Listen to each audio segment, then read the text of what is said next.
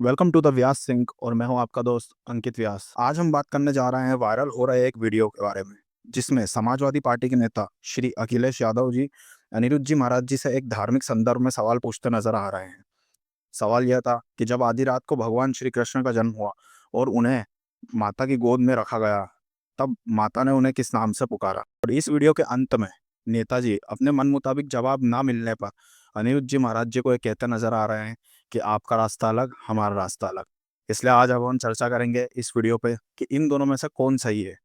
और ये जो वर्ण व्यवस्था इसका तो वर्ण व्यवस्था बुरी है। हाँ। कैसे बुरी? अरे हमसे बहस मत करो। चलो कृष्ण भगवान का पहला नाम क्या था? भगवान श्री कृष्ण के तो हजारों नाम। पहला नाम क्या था? उनकी माँ ने क्या नाम रखा था? उनका नाम है, जो उनका सबसे पहले नामकरण हुआ कृष्ण। लाइव करो सर। कृष्ण पहला नाम क्या था? वसुदेव। वासुदेव नंदन है ना, वसुदेव नंदन वासुदेव। प्रभु रुक जाओ थोड़ी देर। जब जन्म लिया उन्होंने, जन्म लिया और उन्हें आधी रात लेकर के जब उन्हें दिया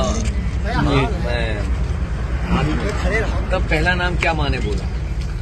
भगवान के तो बहुत सारे नाम हैं। कन्हैया कह के चलो बोला, आइए कन्हैया कह के बोला। खूब प्रचार करो। आप आपको बताइए, बहुत बधाई और शुभकामनाएं। आपको बस यही हमारी आपका रास्ता लगा। सुनने में यह सवाल बहुत भावनात्मक लगता है, लेकिन धार्मिक दृष्टिकोण से इसका आधार ही गलत है।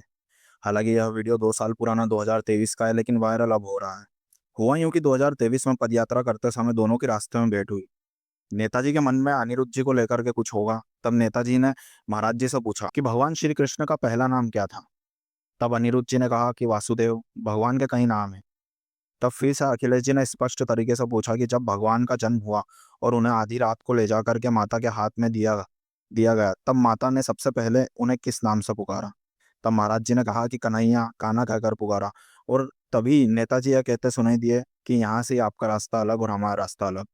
और ये भी कहते नजर आए कि आइंदा से शुद्ध शब्द का प्रयोग मत करिएगा। अब हम यहाँ किसी का पक्ष नहीं ले रहे हैं, निष्पक्ष अपनी धारणा बता रहे हैं।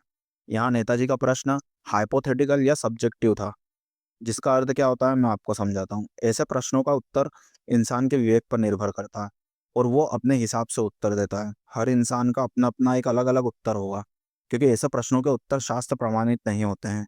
वो कैसे, मैं आपको बताता हूँ। अब यहाँ नेताजी के वीडियो में माता कहने का तात्पर्य दो हो सकते हैं।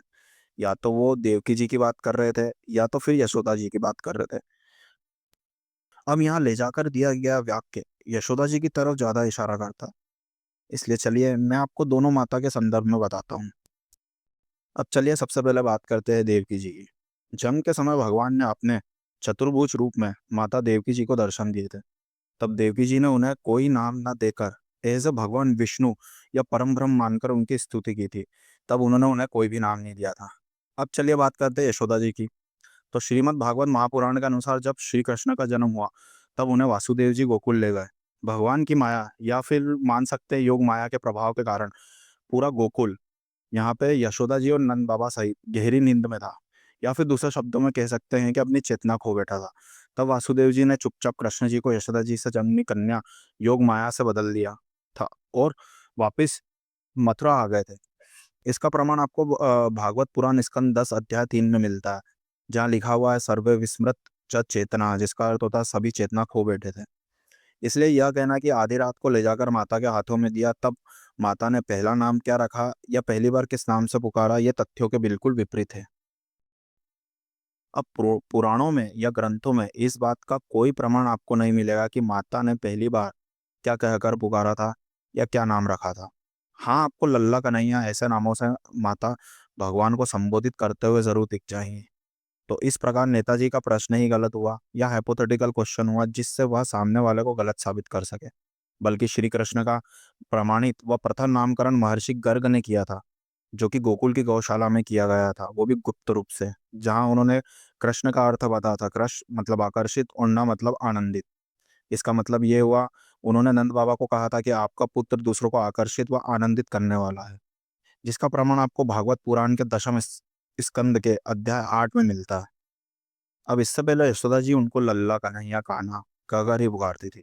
अब आप देखिए कि वीडियो में नेताजी ने किस तरीके से अपने सवाल बदले। नेताजी ने सबसे पहले पूछा कि भगवान का पहला नाम क्या था। इस पर अनिरुद्ध जी महाराज जी ने उत्तर दिया कि वासुदेव। अब तर्क अनुसार इस प्रश्न का उत्तर सही है, क्योंकि जब तक बालक का नामकरण नहीं होता, वो सर्वप्रथम अपने पिता के नाम से ही या पिता के नाम के अनुरूप ही पहचाना जाता है। अब चूंकि यहाँ यशोदा जी को पता नहीं था कि ये वासुदेव और देवकी के पुत्र है, क्योंकि उनकी जब नींद खुली, उन्हें यही लगा कि निद्रा अवस्था में भगवान का जन्म हुआ है और वो ही उनके बालक है। फिर नेताजी ने पूछा कि पहली बार माता ने क्या नाम रखा। अब इस पर अनुरथ जी महाराज जी बोलते हैं कि लल्ला, कन्हैया, कान्हा, क्योंकि पुराणों में आपको माता द्वारा इसी नाम से संबोधित करते नजर आएंगे। अब चतुराई से नेताजी ने अपना प्रश्न बदला और फिर पूछा कि आधी रात को जब पहली बार माता के हाथों में दिया गया, जब माता ने पहला नाम क्या रखा था। अब यह प्रश्न भी गलत हुआ, क्योंकि यहाँ पे नेताजी खुद ही एक्सपोज हो गए। क्योंकि जब माताजी निंद्रा में सोई थी, माताजी जाग ही नहीं रही थी, तो तब माताजी क्या नाम रखेंगी। उन्हें किसी भी तरीके से अनिरुद्ध जी महाराज जी को गलत साबित करना था।